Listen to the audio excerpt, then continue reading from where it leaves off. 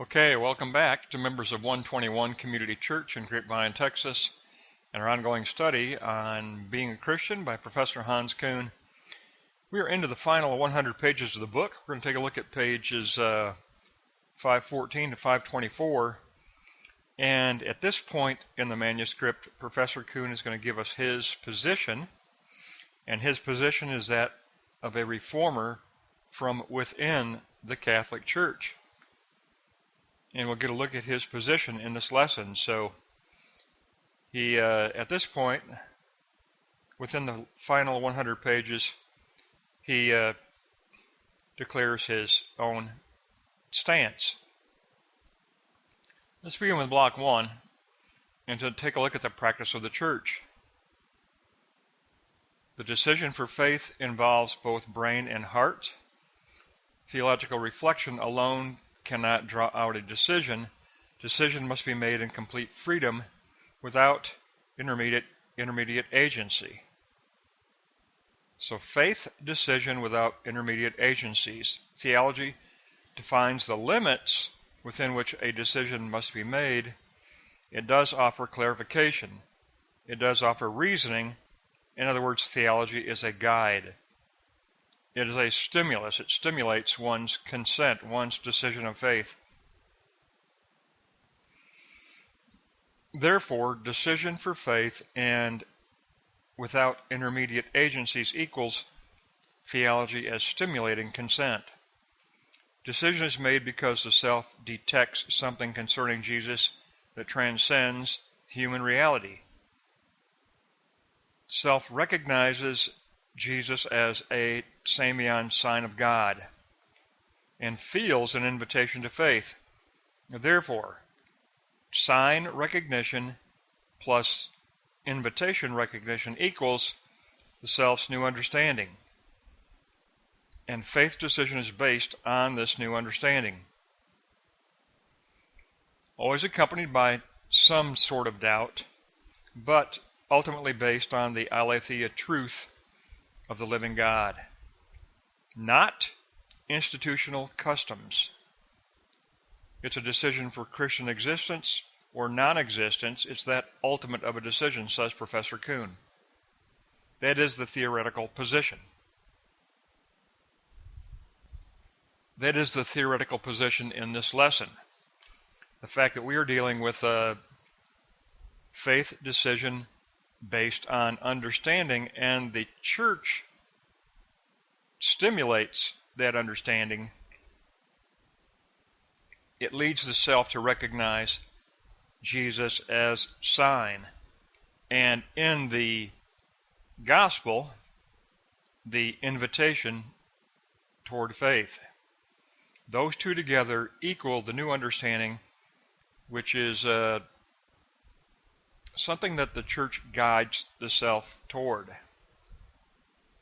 Now on the concrete side, even though this is the ideal practice of the Church, on the concrete side, the Church suffers from a dark period. It suffers under criticism currently, and it did so in 1976 as well.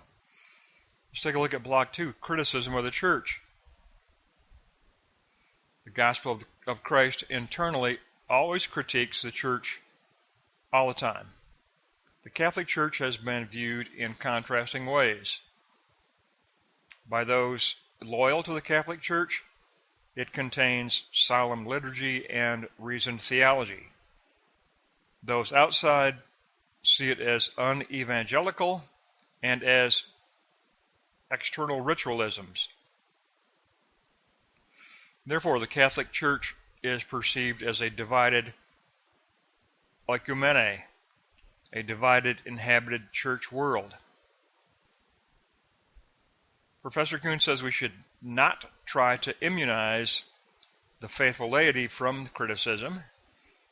The criticism must be recognized and addressed.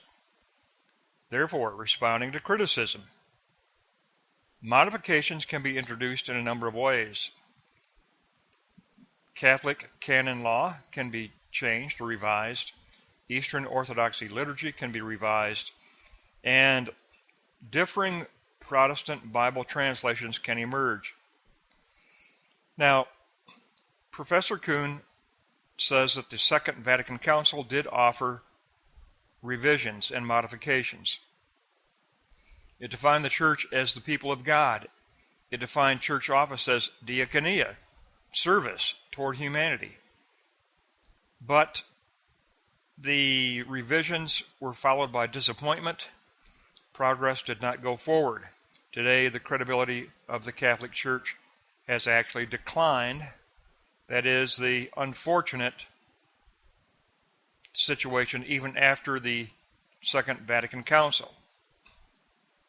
So for Professor Kuhn, the conclusion is, concretely, the Catholic Church has declined in credibility. The ecclesiastical system has failed to keep abreast of the times, holding on to outdated absolutism, which he opposes. From previous lessons, we know he opposes papal domination. And bishops are being appointed without any input or cooperation from the laity.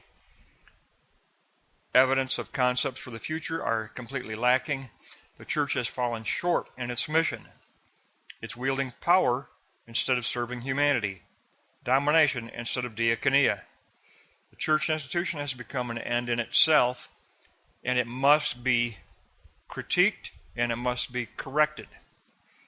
Now, the position that Professor Kuhn is going to take, that he has taken in the past, that he continues to take, is one of being a reformer within the church. He did not leave the church. He participated in the Second Vatican Council. He is a reformer. He is an individual, a theologian, a professor who stands for change, and he wants to turn papal primacy back to diaconia and away from domination, away from absolutism. Let's move on to Block 3 and take a look at his position. Okay, Block 3. Being a reformer from within the church. Supporting the church as moral authority.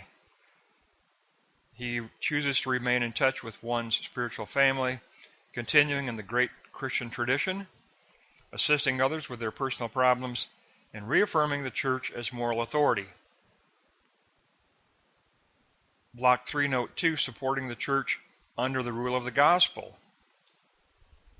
He chooses to still affirm the great church history, facing the great questions that are always asked within the church, and remaining faithful in spite of the dark times, and reaffirming the rule of the gospel and the critique of the gospel within the Catholic Church, and choosing to live in community rather than outside the church in isolation. He supports the church as the family of faith. We battle for a Christianity with a human face, positing a new invitation to responsibility, to critical solidarity. Solidarity coupled with the critique of the rule of the gospel. A church loved as the family of faith. This is, like I said, we're in the last 100 pages of the manuscript, and he's already proclaimed the need, and he's already posited the question, can papal primacy turn back from domination to diaconia, service to humanity? Can that happen? Can the papal primacy become shepherd, not domination? And for Protestants, that's difficult to remain optimistic in that regard. His position is it can happen if we work as reformers within the Catholic Church. His position is that of a reformer within the Catholic Church. And that means a variety of things. It means, first of all, recognizing in Block 1 that the church has as its responsibility to guide individuals toward spiritual understanding, to guide the individual to recognize Jesus as the sign of the living God, and to recognize in the gospel an invitation to faith decision. That is the ideal practice of the church. Critically, it means to be a reformer, to recognize and admit a decline in the credibility of the Catholic Church. Not to sidestep it, but to admit that the Catholic Church is still holding on to outdated absolutism, still holding on to domination rather than diaconia service. Bishops appointed without input from the laity, that division between leadership and laity as a domination versus laity, that has created a decline in credibility. So he does recognize the ideal practice of the church in leading individuals toward the aletheia, truth of the living God, leading others to recognize Jesus as a sign of the living God, and in the gospel, an invitation to the decision of faith. Therefore, we learned in Block 3, he supports the church as that which posits moral authority. He recognizes the church that lives under and ministers under the rule and critique of the gospel. That is the internal critique, the rule of the gospel. But fundamentally, the church is about community. It's about being a family, a spiritual family of faith. And leadership must be mission with a human face. The church must be administration with a human face. It must be community with a human face. Taking up new responsibility, taking up solidarity critiqued by the rule of the gospel. Recognizing that the church is to be embraced as family of faith first of all. And that means practicing agape self-giving love. That means practicing diaconia, service to humanity.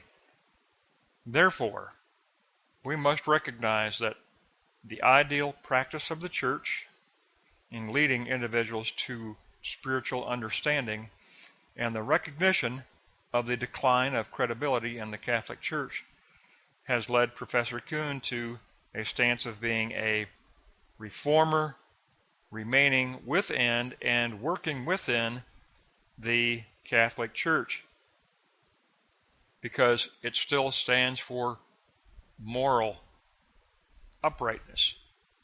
It still stands for the critique of the rule of the gospel. And it especially stands for a Christianity with a human face, with the embrace of the family of faith. So we learn very specifically in these final 100 pages, we're getting down to decisiveness. And that really is what this lesson is about. It's about decisiveness. And he makes himself vulnerable. Professor Kuhn lays out his position. He's going to be decisive as a reformer. Not a reformer outside the church. He's not going to abandon the Catholic faith. He's not going to abandon the Catholic Church. He's going to work as a theologian, as a teacher, as a scholar to reform from within. And that means he's going to work to lead individuals to recognizing Jesus Christ as the living sign of the living God, as the living Christos Messiah, sign of lordship, sign of living God, and to recognize in the call of the gospel an invitation to faith. In other words, Samion, sign, plus klesis, call, equals new gnosis, mind understanding, and new Sophia, heart understanding. More fundamentally, Sophia, heart understanding, an understanding of conviction. That's really what Block 1's talking about. Samion, sign, plus klesis, call, equals Sophia, wisdom of the heart. Sophia, understanding of the heart. There's your three Greek terms. There's your triad. Samion, klesis, Sophia. Samion, klesis, Sophia gives you the Greek New Testament triad for the practice of the church and for the triad of the decision for faith. Samion, sign, plus klesis, call, to bring about Sophia, understanding and conviction of the heart. which will stimulate toward the decision of pisteuo, faith. That's going to wrap up a very profound and decisive lesson. The author gives us his own position. That's going to wrap up pages 514 to 524. We'll pick up next time on page 525 as we continue in these final 100 pages of this excellent manuscript, this superb manuscript.